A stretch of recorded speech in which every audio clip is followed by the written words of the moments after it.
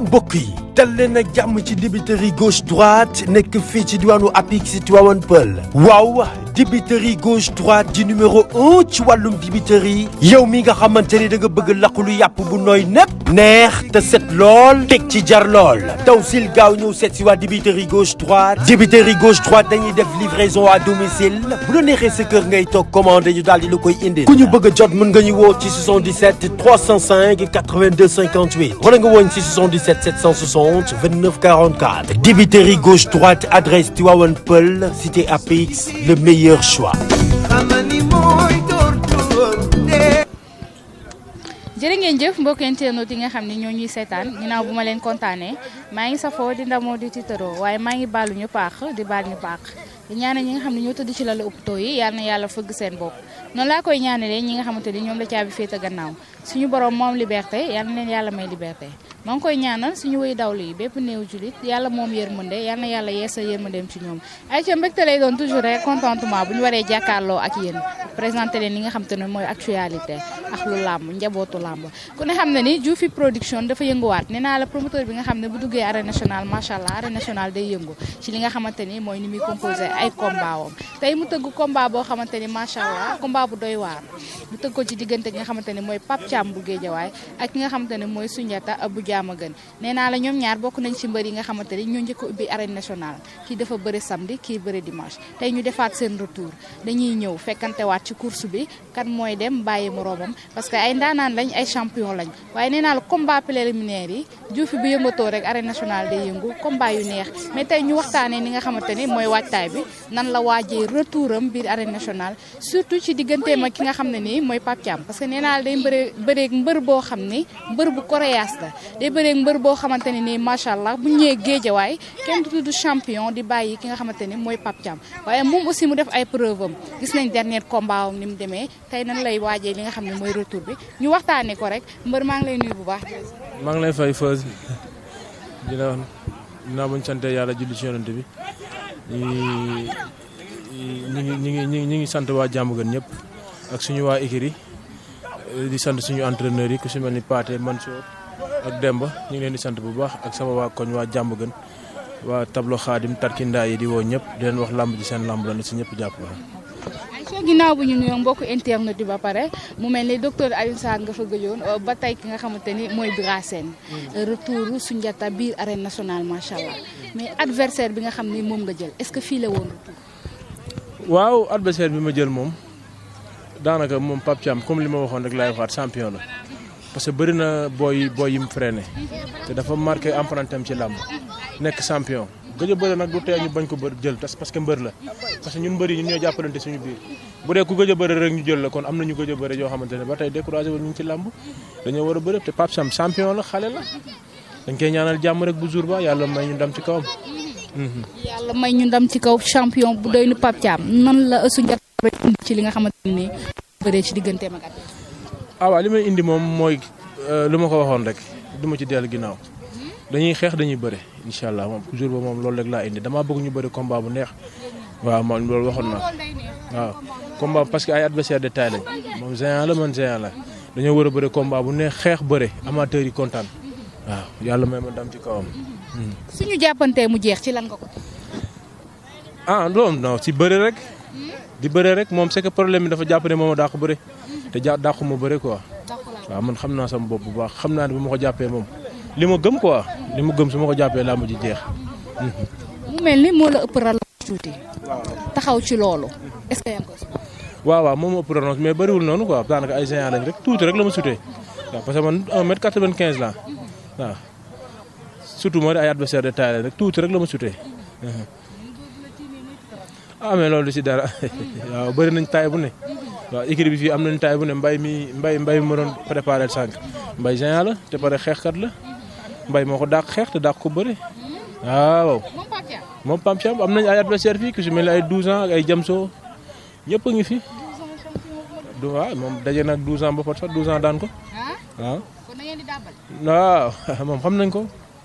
c'est que moom moo bëgg a kii nii rek mais moom xam na ne ci boppam fii du fi kii dugg na fi nag daan fi sama xarit sama doomu ndey muy jamso waaw daan na ko fii bëri nañ grand combat déclassement mu daan jamso mais loolu du dara waaw Jamso moom mooy indiwaat ma daan ko moom incha allahu rabbi. yaakaar ni xamul sarax. non non moom Pape Thiam xam na billaay moom gars yi ñooy wax nii rek muy xaw a xumbal nii rek mais billaay waaw ku wéet xam ni ko xam ni ñu koy waxee ku wéet ku ne xam nga ki la mën. wallaahi coow lee wallaahi ku wéet xam nga ku la mën coow li moo bari rek ak wax ji nii rek mais waaw man confiance laa mos di bëre c'est que xam nga yenn saa nit ki man bëriwuma li may communiquer ci média ak bëriwuma lu may kii su ma amee combat damay dugg sama rukk entraînement dañuy jàpp ne yow nekkoo ci làmb fekk ne yaa ngi ci diggi làmb ji c'est que looloo ko xaw a nax quoi dafa jàpp ne moo ma gën a préparé wala moo ma gën a pare loolu la foog waaw mais préparé ak pare du ay wax ay jëf la loolu bu jour ba ay jëf lay nekk Pape Thiam ay jëf lay nekk waaw maa ngi ci bu baax waaw maa ngi ci bu baax maa ngi ci 2 séances rek waaw 2 séances moom 2 séances rek lay entraîné quoi 2 séances yu sérieux rek doy na 3 séances amul sens quoi. waaw man 2 séances yu sérieux laay def parce que 3 séances dafa métti boo bëggee dem matinal géej demaat saal ngoon nga ñëwaat contact dafa métti da ngay dem matinal géej contact ngoon nga ñëw équipe bi wala nga dem matinal géej contact ngoon nga dem saal man moom noonu lay entraîné moom wala suba gi ma dem saal ngoon ma ñëw équipe bi waaw noonu lay entraîné man du ma entraîné 3 séances waaw. ban Soundiata lañ mën a xaar le 10 incha allah sa digganteeg Kalmu Ndour sa digganteeg kat wala sa digganteeg premier combat arène nationale yow Pape. moom xam nga arène nationale moom bëre naa fa ak Aliou Mané bëre naa fa ak Pape Sène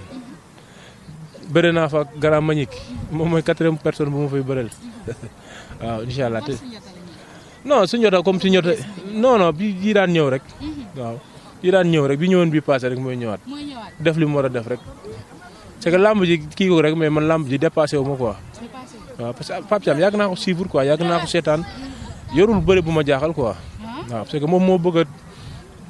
def boppam comme genre nit yu garaaw yooyu rek mais man Pape Thiam yorul bëre bu ma jaaxal non ndaanaan la champion la mais yorul bëre bu ma jaaxal moom franchement waaw Pape song lay def mbot ci xabal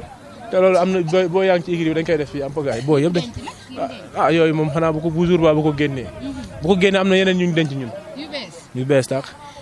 combat bi toll ci li nga xamante ne nii mooy mobilisation xale yi nga xam ne toftañ nañ leen ci diggante bi muy xale yoo xam ne macha allah xale yu am mbooloo la ngeen war a ñëw arène nationale bi bëri li nga xam ne mooy grand combat fan nga toll ci wàllu mobilisation. waaw dëkk bi yëpp ñu ngi préparé combat bi waaw dëkk bi yëpp ñu ngi waaj combat bi waaw ñu koy waaj yu rëy sax waaw xam nga jàmm gën moom seen dara du yomb ñoom moom dañoo bëgg làmb naturel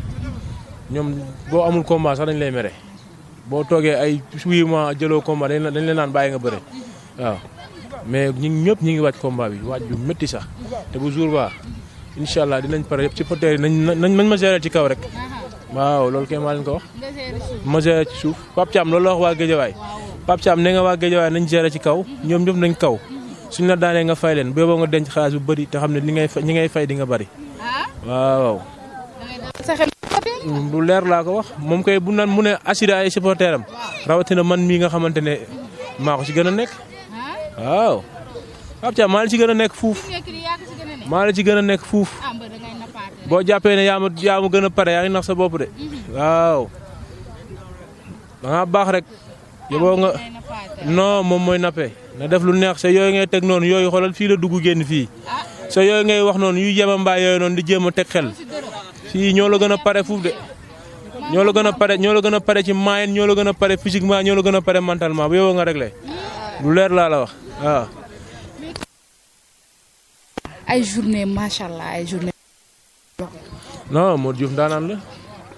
Modou Diouf moom ndaanaan la quoi lamb ji da koy jox akam day jox lamb akam te mbër nag lii la bëgg quoi tëgg la ba pare nga am lamb ji am visibilité te macha allah la day jaay ay lambam pare ci dugal ay booy yu am tur ay booy yu mën a bëre wax dëgg yàlla moom Modou Diouf moom ñaan naa yàlla bu ma daanee combat bi mu tëggalaat ma quoi parce que champion la et puis di ko wax moom jàmbaar la quoi jàmbaar la wax dëgg yàlla te combat bi tamit ba ma woowee tamit man xam nga man mooy loolu ba ma woowee ne ma Pape Thiam nii ne méttilu ma ko dama wax ne amul problème parce que boobu ñu ngi ma doon wax samay combat ñu bëri ñuy daw waaw ma ñëw dalaat ci Pape Thiam mais xam nga rek man combat bu ma jël gars yi dañuy jël favori jox ko sama adversaire mais man xam naa sama bopp xam naa sama bopp xam naa maay kan xam naa li ma capable quoi xëy na nag ñu bëri dañ maa xaw a umpale mais chaque jour rek xam naa lu ñuy gën a dem rek dinañ xam kuy Soundiata quoi. làmb di ma gën a waa loolu la sax bu ñu teelee xam rek doo yegg fi nga jëm il faut ngay dem di def ay performance nànk-nànk duñ la gëm nga dem bañ gëm la noonu la mais man ku may xool sax di ma man dafa may jaaxal sax. waaw parce que xam nga Pape Thiam maa ko raw ci làmb maa ko ëpp ay victoire ñi ma daanu leen ku daan ay Aliou Mané daan ay Saloum daan ay gar maanaam bëre ay kéwél man ñi ma bëreel moom bëreewul ak ñoom moom Togo la fi bëreel mais boo gisee Grand Manick ba ma koy jël benn defet la am toog ci ay 10 victoire ma jël ko Maxime Margan dama ñëw arène nationale ne ko jël naa Grand Manick daf ne ma waroo ko woon jël après ba ma daanee Grand Manick sax toog na plateau wax ko mu ne ma Soundiata wax dëgg yàlla bett na ma parce que ba mu ñëwee ne ma jël naa Grand Manick dama ko ne mënoo ko daan mais lamb noonu la yenn saa yi nga jël adversaire ñëpp ne la doo ci génne nga wane jom wane fulla wane ngor loolu mooy lamb. Aïcha kontaane nañ la bu baax lan ngay tàggatoo rek ak ñan ngay oowaat ci ko. li may tàggatoo rek mooy di woo sama booy ku si mel ni ay mbay sama yor sama lépp mook ñoom Mor ak Ibrahima di woo waa Rukk ba waa boulangerie ba waa Rukk Jembere ma fi yaa tepp yaa ko dégg noonu maa leen di woo ñoom ñëpp waa Rukk Jembere waa Daaru Salaam waa jàmm gën ñëpp guy daara ñëpp waaw di leen wax lamb ji seen lamb la te gis naa ñu ngi koy waajee te bu jour ba moom Pape Thiam du ñëppale dara waaw moom dafa kii rek li ma ko wax rek da ngaa xër rek waaw dañoo xër rek waaye ñun moom bis duñu dépassé parce que am na yeneen bis yu mag yu nekk suñu kanam waaw ku si mel ni Siteu mi ngi waaj Liss Ndiago mi ngi waaj ay Zos ñi ngi waaj Zé Baye Fall ay Mbay bokk ci combat yi nga xam non bii mooy may neexal kii bi arène nationale maa ko ubbi arène nationale maa ko ubbi maa ko njëkkee daan jox Mama Lamine daan jox Siteu daan booy yi ba tey nii maa ko kinégéré non ñoom ñooñu moo tax ñoom ñii Modou Diam ko ni ku ci bëri da ngay ñëw jox ma àllarba ku ci bëgg a daan da ngay ñëw dóor ma àllarba ne ma Soundiata ñaanal ma bàyyi la nga dem code bi maa ko yor maa la wax li code bi code arène nationale maa ko yor Aïcha mi ngi noonu nee naa leen Mor Diouf production moo ñu woo fële ci arène nationale di ci diggante ki nga xamante ne mooy Soundiata ak Pape Thiam mais am na yeneen combat yoo xamante ne macha allah ñu ngi ci biir li ma leen di wax rek ay combat préliminaire am sax mooy dàq li nga xam ne mooy grand combat bi mais ku dégg affiche bi gis ko xam ne bu la diisee arène nationale dina yëngu Aïcha jërë ngeen jëf ana moom